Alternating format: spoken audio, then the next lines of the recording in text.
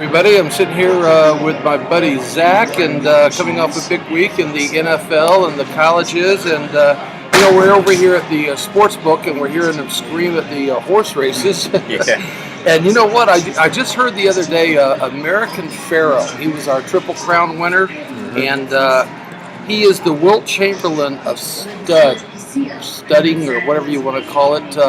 He's had in the last 163 days, he's been used 200 times at $200,000 a shot.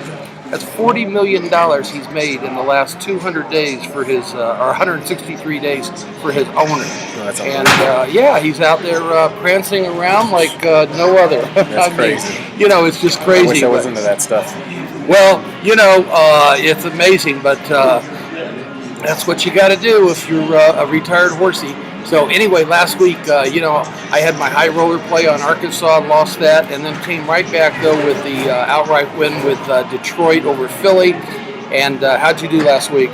Yeah, college football was, I didn't really like the board, so I had 3 plays, went 1 and 2. I'm fine with that. It was college football. I'm 11 and 7 on the year, so still over 60%. And NFL, another good week. I had Green Bay at push. Prevented a 3-1 weekend, but 2 1-1. It's been profitable every week in the NFL since week 1.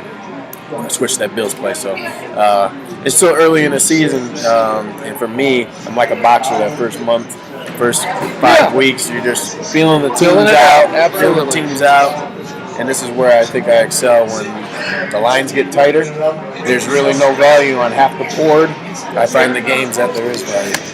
Well, I am 31 and 14 in the last 2 years, which is about 70%. So let's move into one of these big games in the colleges. Ohio State, they're favored by 10 points, playing in Wisconsin.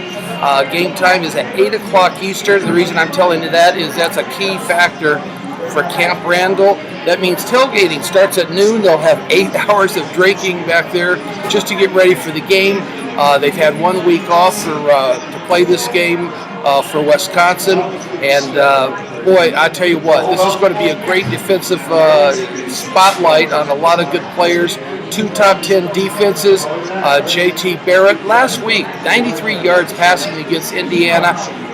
You know what? But he didn't have to hit the passing when you got Mike Weber, when you got Curtis Samuel. And himself, I think he rushed for 135 yards last week. Alex Hornibrook, he could have a few problems. He started twice as a red shirt freshman starter for Wisconsin at quarterback. But you know what? He didn't do so bad. But last week he had a week off with the team to prepare. T.J. Watt.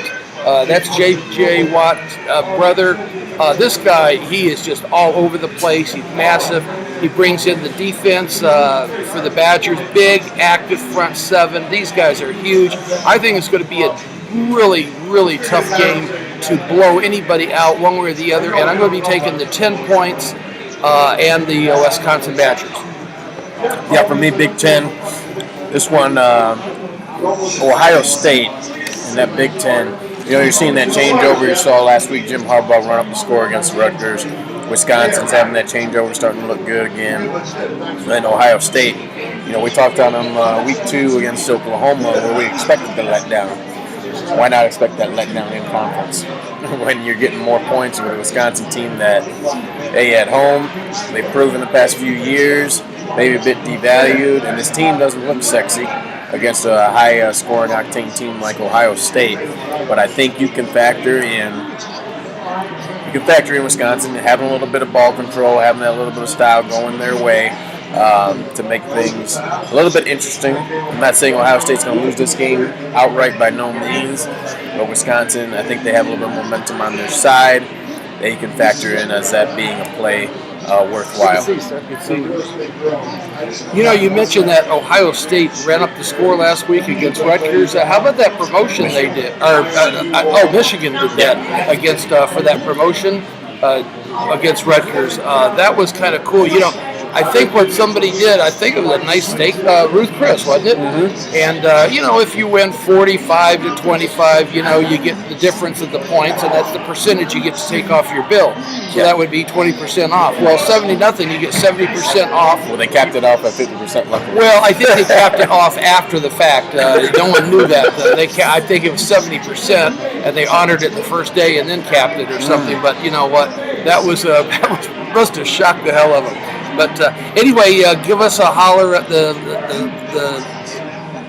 screen and things like that of where you can get a hold of Zack, where you can get a hold of myself. Just headline mine on the email subject at the Harvard, and I'm going to be having my Harvard High Roller Play of the Year. So give me a call on that.